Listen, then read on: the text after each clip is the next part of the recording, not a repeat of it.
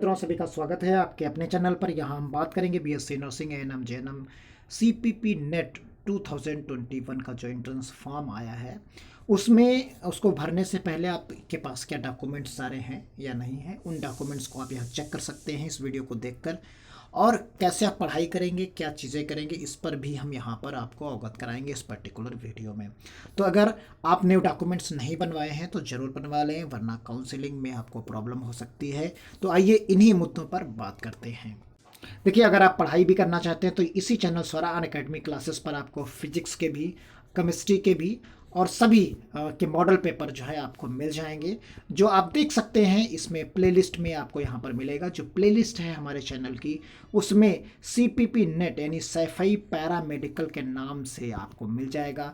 यहाँ जो नाम है CPP net Saifai para medical, ये इस पर्टिकुलर प्लेलिस्ट का नाम है। उसमें आप जाइए, ये सारे वीडियोस आपको वहाँ पर भी मिल जाएंगे। आप आसानी से पढ़ाई कर सकते हैं, पूरे पैटर्न को समझाया गया है यहाँ पर। और यहाँ आप देख सकते हैं कि किस प्रकार हम फॉर्म को भरेंगे, किस प्रकार क्या करेंगे। उत्तर प्रदेश संयुक्त पैरामेडिकल्स की फ़ीस कितनी है, सेंटर कहाँ है, ऑनलाइन होगी ऑफलाइन होगी, या फॉर्म की शुल्क ज़्यादा क्यों हो गई, आपकी हॉस्टल फीस कितनी है बी फार्मा के लिए, आप फॉर्म भरने में आ रही समस्याओं को समझने के लिए आप यहाँ पर देख सकते हैं। सारे वीडियोस आपको 1 बाय 1 स्टेप इसी पूरी प्लेलिस्ट में मिल जाएंगे। तो आइए अब बात कर लेते हैं कि कौन से डॉक्यूमेंट्स को आपकी आवश्यकता है।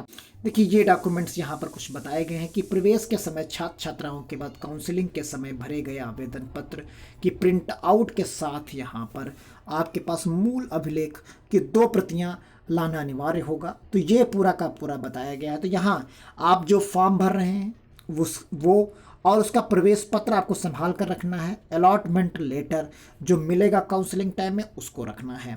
फिर उसके बाद आप देखिए, सबसे इम्पोर्टेंट इस समय आपके पास क्या होना चाहिए, तो हाई स्कूल का प्रमाण पत्र, अंक पत्र होना चाहिए। इसी तरीके से इंटरमीडिएट का यानी हाई स्कूल का और इंटर का दोनों का होना चाहिए। फिर अगर उसके आगे की भी आपके पास योग्यता है तो उसका भी रखिए। यदि आप देखिए यहाँ पर अनुसूचित जाति जनजाति आप प्रमाण पत्र यानी जाति प्रमाण पत्र, जाति का प्रमाण पत्र आपके पास होना चाहिए। तो जाति का प्रमाण पत्र यहाँ पर बताया गया है, सभी का प्रमाण पत्र हो, यदि आप में लागू होता है तो वो। फिर उसके बाद उत्तर प्रदेश का निवास प्रमाण पत्र भी आपके पास होना चाहिए। फिर चरित्र प्रमाण पत्र, पिछले 6 महीने का प्रमाण पत्र होना चाहिए। यानी जो 6 महीने यानी इसी जब से फॉर्म आया है, आप देखिए ये फॉर्म आ गया है आपका 6 तारीख को, 6 दिसंबर को आ गया। इसके बाद का ही आप अपना जो है चरित्र प्रमाण पत्र बनवाइए, किसी से बनवा लीजिए। चरित्र जो है प्रमाण पत्र आप बनवा लीजिए 6 दिसंबर के बाद का ही, किसी से बनवाकर अपने पास रख लीजिए, जिससे आपको काउंसलिंग के टाइम में दिक्कत ना हो। तो ये चीज़ें हो गई। जाति प्रमाण पत्र की बात अगर हम करते हैं, जो कास्ट सर्टिफिकेट है यानी जाति प्रमाण पत्र आपका है वो किस डेट का होना चाहिए, जाति प्रमाण पत्र, ये इंपॉर्टेंट है, इसको आपको ध्यान देना है। तो आइए हम वो भी आपको बता देते हैं। यहीं पर देखिए, यहीं पर मेंशन किया गया है जो ओबीसी कैंडिडेट हैं उनका 1 जुलाई 2021 के बाद का होना चाहिए। यानी इस डेट के बाद का आपका ये प्रमाण पत्र होना चाहिए। किसके लिए? सिर्फ ओबीसी के लिए। यानी ओबीसी कैंडिडेट के लिए ये प्रमाण पत्र, ये कंडीशंस यहाँ पर लगाई गई है। तो ये डेट है, इस डेट के बाद का बना हो, इसके पहले का बना है तो आप दोबारा उसे ज़रूर बनवा लें, यानी उसे आपको रिन्यू करा लेना है। तो आपको अगर ओबीसी कैंडिडेट हैं तो आप इसे अवश्य बनवा लें। तो ये क्लियर हो गई होगी आपकी चीज़। आगे के डॉक्यूमेंट्स आप देख लीजिए। यहाँ पर आगे डॉक्यूमेंट में देखेंगे चरित्र प्रमाण पत्र हो गया, फिर आपका स्थानांतरण है, टीसी और माइग्रेशन होगा। माइग्रेशन से कंफ्यूज ना हो, माइग्रेशन जो सीबीएसई बोर्ड के होते हैं उन्हें मिल जाता है हाई स्कूल में, इंटर में मिलता है उन्हें, और जो यूपी बोर्ड से होते हैं उन्हें ये वाला नहीं मिलता। तो यानी उनके पास ये टीसी होता। तो चाहे आपके पास टीसी हो या फिर माइग्रेशन हो, तो दोनों में से कोई एक हो का आपका काम चल जाएगा। तो क्लियर हो गया होगा इन्हीं दोनों में से। फिर उसके बाद स्टाम्प पेपर, तो ये बाद की बात है।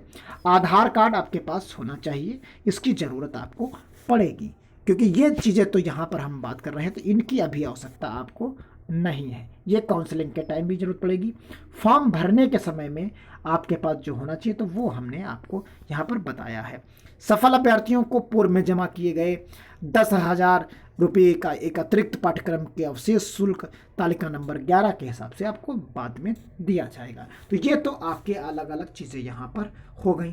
तालिका नंबर 11 यानी ये 11 की बात की जा रही है, जिन्हें जितना एक्स्ट्रा होगा वो आपको और देना होगा 10,000 के अलावा। तो ये चीज़ें हैं यहाँ पर।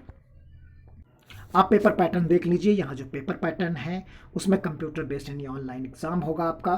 तो एग्ज़ाम होने के साथ साथ जो पेपर पैटर्न है वो आपके 33 क्वेश्चन यहाँ पर आएंगे, उनके बारे में यहाँ पर बताया गया। हमने आपको बता दिया शुरुआत में ही कि आप वहाँ से जाकर पढ़ सकते हैं। हमारी प्लेलिस्ट में जाइए, वहाँ सभी के वीडियोस पिछले साल के भी पड़े हैं और इस साल यानी 2021 के भी हम अभी 1-2 दिन में अपलोड करेंगे, तो उसको भी आप पढ़ पाएंगे। तो लगातार आप बने रहें चैनल पर, सब्सक्राइब कर लीजिए चैनल को और अपने दोस्तों तक शेयर कर दीजिए। आपको इसके वीडियोस और मिलेंगे। अभी आप पिछले पढ़िए, फिलहाल फॉर्म भरिए और फिर जैसे जैसे समय नज़दीक आता जाएगा आपको लगातार वीडियोस इन्हीं विषय के मिलते जाएंगे। तो मिलते हैं अगली अपडेट के साथ, अगले किसी आपके सवालों के साथ। तब तक के लिए धन्यवाद। जय हिंद, जय भारत।